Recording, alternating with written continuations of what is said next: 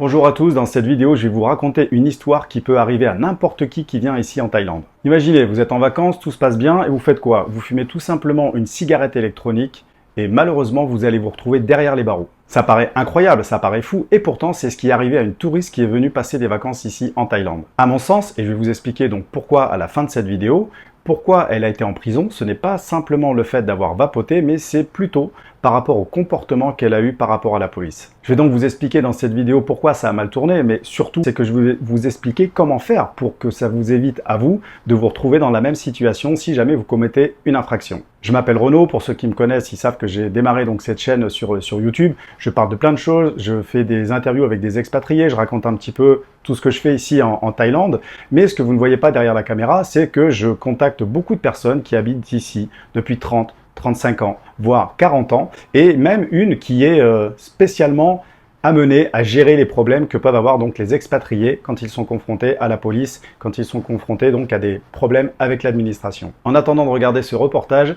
je vous invite à bien sûr vous abonner, liker, commenter et partager cette vidéo, surtout même la partager à des personnes qui vont avoir dans l'idée ou comme projet de venir en vacances ici en Thaïlande.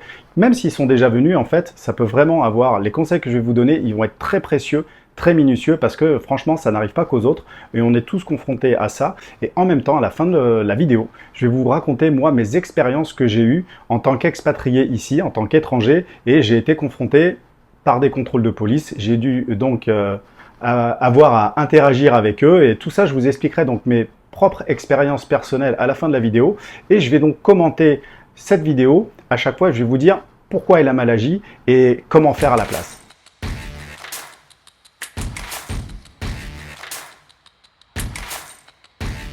On s'est dirigé vers Caronne, on voulait aller un petit peu à la plage, sauf qu'au bout de quelques minutes, des policiers nous ont arrêtés. Moi, je vapotais ma cigarette électronique à la main. Et quand ils m'ont arrêté pour un contrôle, ils m'ont tout de suite arraché la cigarette des mains en me disant que c'était formellement interdit dans leur pays. C'était interdit, c'est vrai, vous le saviez? Pas du tout. C'est interdit depuis 2014. Je ne le savais pas non plus, hein, j'avoue que... Depuis 2014, c'est interdit en Thaïlande. Mais c'est interdit, c'est pas interdit de fumer là-bas? De vapoter. C'est interdit de vapoter, mais pas de fumer. Et du coup, ils m'ont arraché la cigarette électronique des mains. Et là, à ce moment-là, j'ai pas trop compris ce qui se passait. Ils m'ont dit c'est interdit. Je suis ok, pas de souci, excusez-moi, je vous la laisse. Ils m'ont dit non, ça va pas se passer comme ça. Il va falloir payer. J'ai dit payer? Ils m'ont dit oui. Ils m'ont demandé 40 000 bahts, ce qui équivaut à peu près à 1 200 €. Donc moi, très surprise, j'ai refusé de payer. Alors voilà, elle fumait tout simplement une cigarette électronique. Il faut savoir qu'en Thaïlande, c'est interdit. Même la possession, c'est-à-dire même si vous la fumez pas, si vous l'avez dans votre poche ou dans votre scooter ou dans votre sac, si on vous trouve avec une cigarette électronique, ça peut être poursuivi pénalement. Donc, et en fait, en Thaïlande, c'est très grave. C'est-à-dire que vous pouvez avoir des amendes qui vont de... ça peut démarrer à 40 000 bahts, ça peut même monter jusqu'à 100 000 bahts. Et vous pouvez même risquer la prison. C'est quand même une infraction pour eux, chez eux, qui sont graves. Alors, à mon sens, là où la première erreur en fait qu'elle connaît, c'est-à-dire qu'elle dit, ben voilà, ils m'ont arrêté, ils m'ont pris la cigarette électronique. J'ai dit, bon, ok, je l'ai donné, pas de problème. Et ils ont voulu que je paye 40 000 bahts. Et là, j'ai refusé. Et le problème, c'est que vous êtes face à une autorité, hein, qui est la police, ici en Thaïlande. Elle est vraiment respectée, en tout cas, peut-être plus qu'en France. Et donc, vous avez déjà un premier comportement où on vous demande de payer et vous dites non. Donc après, on va voir la suite. Vous allez voir, c'est que le début. Je venais à peine d'arriver, c'était mon deuxième jour. Donc on a essayé de négocier un petit peu avec eux. Là, vous étiez toujours sur place, le scooter et la police, vous discutez avec eux. Exactement. Ils se montraient dans quel état d'esprit? Ils étaient agressifs avec vous? Agressifs et déterminés. Alors là, on voit une autre chose, c'est que elle dit, on essaye de négocier avec la police. Jusqu'à là, il n'y a pas forcément de problème. On peut tout à fait discuter. Mais elle dit, ils se sont montrés agressifs et déterminés. Mais ce qu'il faut savoir, c'est que vous êtes en faute, vous êtes en infraction, vous devez payer une amende. Si vous commencez à refuser, à vouloir trop parler, à vouloir négocier, bah, c'est peut-être un petit peu normal qu'ils commencent à hausser le ton et qu'ils commencent à être déterminés. On va continuer. Parce qu'on était des touristes, ouais, et qu'ils ont voulu nous soutirer de l'argent. Quand ils ont vu qu'on ne voulait pas payer, ils m'ont embarqué carrément. Direction le commissariat. Donc là, elle pense que parce qu'elle est une touriste, ils veulent leur soutirer de l'argent. Mais si vous êtes un touriste et que vous commettez pas d'infraction, on va pas venir vous arrêter pour rien et on va pas vouloir vous soutirer de l'argent. Là, en l'occurrence, elle devait simplement payer une amende. Et donc, comme elle voulait pas payer, eh bien, qu'est-ce qu'ils font? Ils l'embarquent et ils l'amènent au poste. Donc du coup, à ce moment-là, j'ai été auditionnée pendant 7 heures. 7 heures. 7 heures d'audition de garde à vue. Mais qu'est-ce qu'on vous a dit pendant 7 heures? On m'a posé plein de questions, d'où je venais, ce que je faisais, pourquoi, combien de temps je restais en Thaïlande. Ils ont encore essayé de négocier pour que je paye, sauf que l'addition faisait que monter. Donc à un moment donné, je me suis concertée avec mes parents, mon frère et mon fiancé, et je leur ai dit qu'est-ce qu'on fait. Et ils m'ont dit bon ben on va payer, on n'a pas le choix. Bah ouais, je comprends. Sauf que quand on a voulu payer, j'ai demandé une facture. Donc, elle a été auditionnée pendant plusieurs heures. Il faut savoir qu'en Thaïlande, ils ont le temps, ils ont la patience. Donc, pour eux, ils vont vous mettre de côté et ils vont vous faire attendre comme ça. Après tout, il n'y a pas besoin qu'ils se précipitent. Ensuite, elle dit, maintenant, l'amende, on voulait bien payer, mais elle ne fait qu'augmenter. C'est un petit peu logique, je vais vous expliquer pourquoi. Vous êtes arrêté à la base par une patrouille de police. Donc, ils vous demandent une amende. Si, après, vous allez au poste, il y a forcément d'autres responsables, il y a forcément d'autres personnes. Donc, eh bien, l'amende, en fait, elle fait qu'augmenter. Après, vous pouvez remettre en cause le système, vous pouvez critiquer, vous pouvez dire que c'est pas normal, vous pouvez dire tout ça, mais on n'est pas dans notre pays et chez eux, ça fonctionne comme ça. Pour justifier de l'argent que je leur avais donné. Alors là, quand j'ai dit le mot facture, c'était terminé. Erreur! Pourquoi demander une facture? Pourquoi demander un justificatif? On n'a pas le même fonctionnement comme ça en France. Parce que vous dites, ah ben moi je vais demander une facture, comme ça j'ai une preuve de mon paiement, je sais où l'argent va, etc. Mais le problème, c'est que vous avez commis une infraction. Vous avez commis, c'est très grave encore une fois. Donc si vous demandez une facture, ça va être enregistré quelque part. Vous pouvez peut-être être embêté si après vous commettez une autre infraction, etc. On va voir que déjà vous avez fumé une cigarette électronique, que c'est illégal ici et que c'est grave et qu'en Thaïlande ils ne veulent pas. Non, paye et va-t'en. On n'est pas au début enfin si, on n'est qu'au début des problèmes. Ils ont rempli la déposition et là, malheureusement c'était trop tard, donc la procédure était enclenchée. Voilà, elle le dit elle-même, la procédure est enclenchée, donc tu vas devoir avoir affaire à la justice jusqu'à la fin. Alors qu'au départ, si tu payais, que tu disais rien, tu as commis ta faute, tu payes, tu t'en vas. Ils parlaient en thaïlandais, c'était très compliqué pour moi, donc du coup, ils ont fait appel à un traducteur français qui est venu, qui m'a dit que concrètement, j'étais vraiment dans de sales draps, qu'on ne pouvait plus faire machine arrière. En fait, oui, tu es dans de sales draps parce que maintenant, la procédure, elle est lancée, ça va être officialisé, donc il va falloir aller tout au bout de la procédure. Et ça, c'est vraiment compliqué. Donc, je le répète, je vais répéter beaucoup de choses. Si vous avez quelque chose avec la police qu'on vous demande de payer, bien sûr, si vous êtes en tort, mais si vous n'êtes pas en tort, si vous ne faites pas quelque chose d'illégal, on ne va pas venir vous embêter. Et que la procédure était lancée et qu'on devait aller jusqu'au bout. Et à ce moment-là, on m'a dit que j'allais être jugée et condamnée. Alors pour une cigarette électronique, ça paraît beaucoup, ça paraît gros. Et à ce moment-là, ils m'ont dit que j'allais partir en garde à vue. Si je payais une caution, je pouvais être libérée le soir même. Et elle s'est levée à combien, cette caution? Il me semble qu'on était dans les 100 000 bahts. Ça équivaut à 2 200 €, il me semble. Vous les avez payés? Ouais. Je les ai payés. On est partis, on a rejoint notre hôtel, on est restés tous ensemble en famille et on s'est posé, on a discuté, on s'est dit mais qu'est-ce qui se passe? Pourquoi moi? J'ai rien fait quoi. T'as rien fait de grave et d'illégal en France et dans d'autres pays, mais en Thaïlande, c'est illégal. Je suis vraiment désolé et je suis peut-être un peu rude dans cette vidéo, mais c'est le cas, c'est comme ça. On venait juste de partir en vacances, deuxième jour. Bah ouais, c'est horrible. Et du coup, à ce moment-là, le traducteur que j'avais s'est miraculeusement transformé en avocat. Donc du coup, c'est lui qui m'a un petit peu épaulé, on va dire, pour le reste des vacances, pour savoir un petit peu ce qui allait se passer. Tous les 2 jours, j'étais soit chez l'avocat, soit dans un commissariat de police pour pointer, pour prouver que j'avais pas quitté le territoire.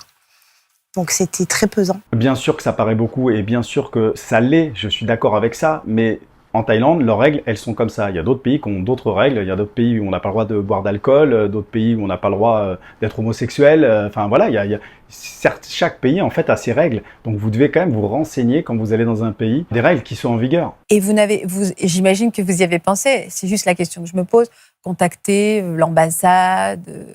Quand on est rentré à l'hôtel, on a fait appel à nos avocats français qui, eux, ont contacté l'ambassade de France. Donc, il s'est mis tout de suite en contact avec nous. Mon jugement est arrivé 10 jours après mon arrivée sur l'île. Au moment du jugement, j'ai écopé d'une amende de 23 €, ce qui est dérisoire par rapport à tout ça. Donc, j'ai payé ces 23 €, d'accord ? Et je pensais être sortie d'affaires, on va dire. Sauf qu'en fait, le cauchemar faisait que commencer. Alors, qu'est-ce qui s'est passé si vous êtes condamné à 23 € que vous payez, qu'est-ce qui s'est passé? J'ai dû aller récupérer mon passeport à l'immigration parce qu'ils me l'avaient confisqué. Oui. Et en allant récupérer mon passeport, j'avais mon vol le lendemain avec ma famille. Et ils m'ont dit, vous ne pouvez pas partir demain, il va falloir partir sur Bangkok en prison. Et au nom de quoi? Alors là, quand j'entends au nom de quoi, parce que la justice était passée, ben non, la justice n'a pas fini avec vous. Ça va loin. C'est pour ça que je vous dis, il faut être au courant de comment ça se passe. Il y a quand même des règles, mais la justice n'a pas fini son travail. Donc on va voir ce qu'ils vont lui faire maintenant. Puisque la justice était passée, ils vous disent, je pose toutes les questions, mais on vous donne des explications de pourquoi partir en prison? Rien? Pas du tout. Vous allez juste devoir, vous récupérez votre passeport, on vous dit vous allez devoir partir en prison. C'est ça. Donc ça, ils le font systématiquement. Dès que vous avez un jugement, donc dès qu'il y a une plainte qui est déposée, ils confisquent votre passeport pour être sûr que vous ne quittiez pas le pays et que vous attendiez tout simplement votre jugement ou que vous fassiez une peine de prison. Donc même pas, je n'ai pas récupéré mon passeport. C'est eux qui l'avaient confisqué et j'allais pour le récupérer. Et c'est à ce moment-là qu'ils m'ont dit, vous passez par la case prison à Bangkok.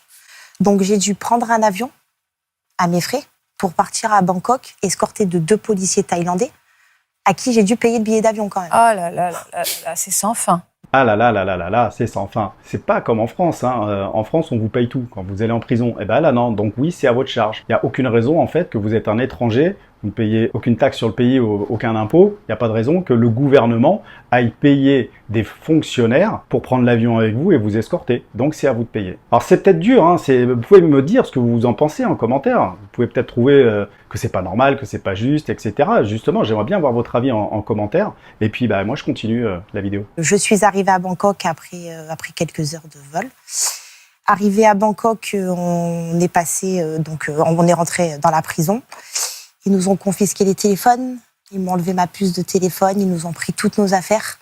Ils nous ont laissé juste un petit sac à dos. Donc oui, les prisons thaïlandaises, c'est pas du tout les prisons françaises, hein. Vous n'avez pas les détenus qui sont avec leur téléphone portable, qui peuvent continuer leur business, qui peuvent même préparer, on avait vu, hein, j'avais fait une vidéo d'ailleurs avec ça où j'avais été choqué à Inkerville, le massacre qu'il y avait eu à coup de Kalachnikov d'un transfert d'un grand bandit. Eh bien non, en Thaïlande, on vous dépouille. C'est les policiers de la prison qui nous ont tout confisqué, qui nous ont fouillés.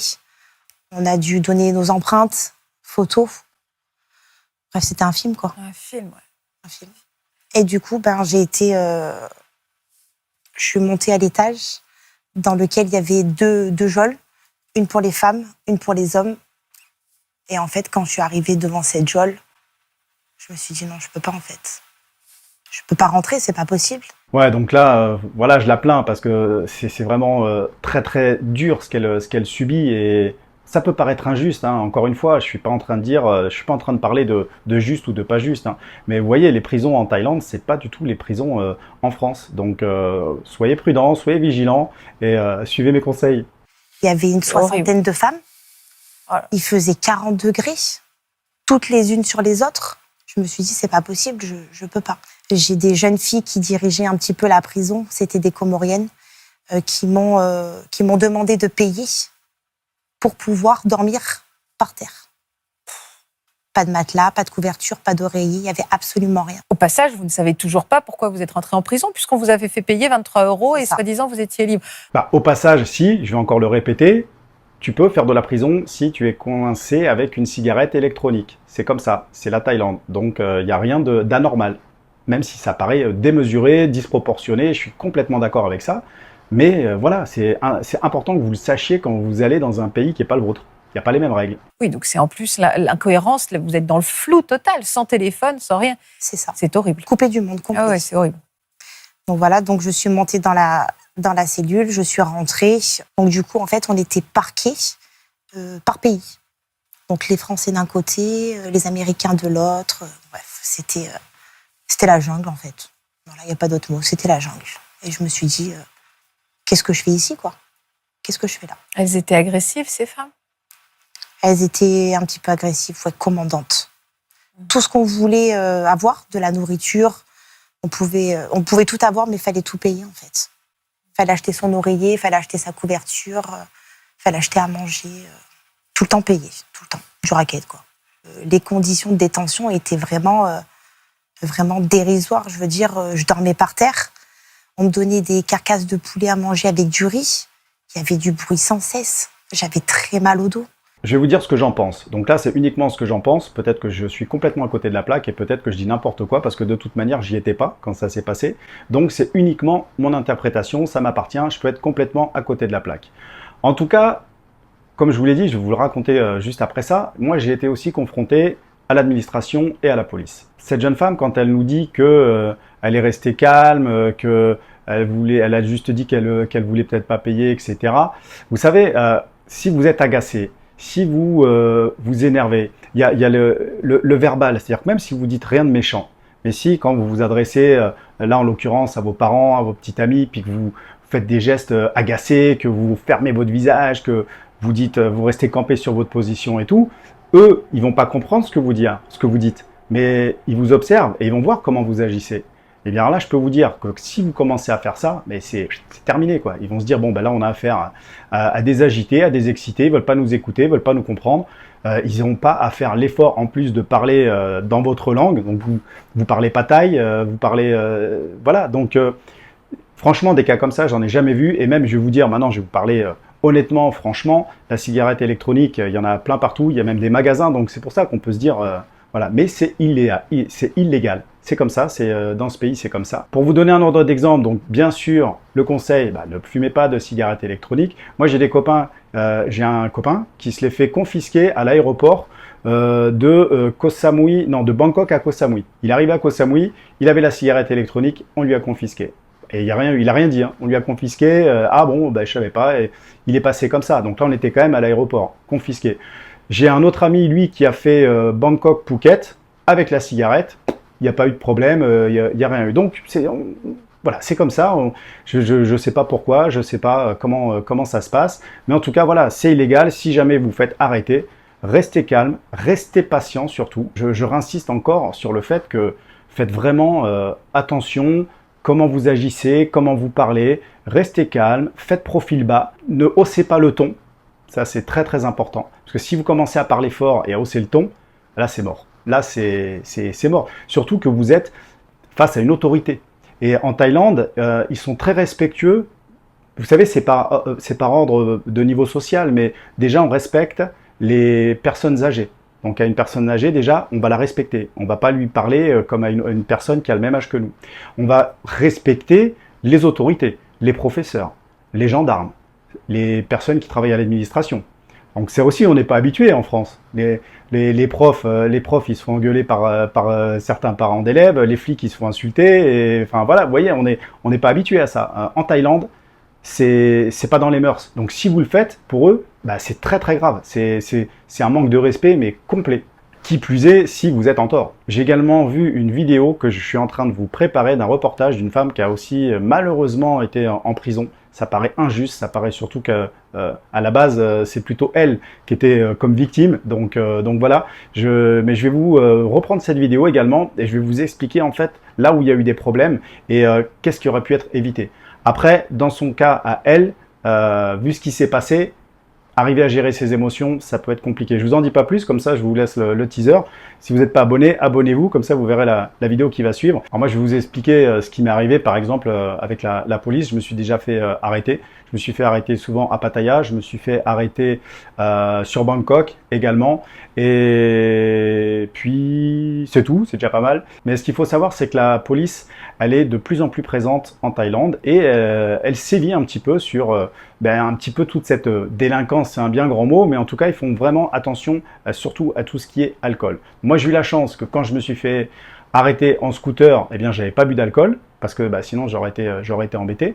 Mais je connais des amis qui se sont fait arrêter avec de l'alcool sur un scooter, eh bien, si jamais ça vous arrive, parce que je suis pas un moine, je suis pas un prêtre, je suis surtout pas un donneur de leçons, ce que je veux, c'est vous donner un maximum de conseils. Si vous vous faites arrêter par la police, donc déjà, profil bas, soyez bien. Encore une fois, si vous conduisez un scooter, soit vous avez votre permis international parce que vous êtes en touriste, soit si vous restez ici, prenez votre licence, parce que sinon, vous aurez une amende. Et puis si vous avez un accident, vous ne serez pas couvert. Mais voilà, si jamais vous vous faites arrêter, vous avez un peu picolé, vous dépassez l'auto, vous êtes en tort, la police elle va vous demander de payer une amende. Eh bien, payez l'amende. Et ne cherchez pas à savoir si ça va être inscrit quelque part ou pas. Parce que plus vous allez demander des choses et plus on vous inscrit, si on vous inscrit, vous pouvez aller en prison. Alors peut-être pas la première fois, mais la deuxième, et en plus de ça, on peut peut-être même sucrer votre, ou je sais pas comment on dit, annuler, bannir votre visa. Cette vidéo est maintenant terminée. Je vous remercie d'avoir regardé jusqu'à maintenant et puis je vous dis à très bientôt dans la prochaine vidéo. Ciao, ciao!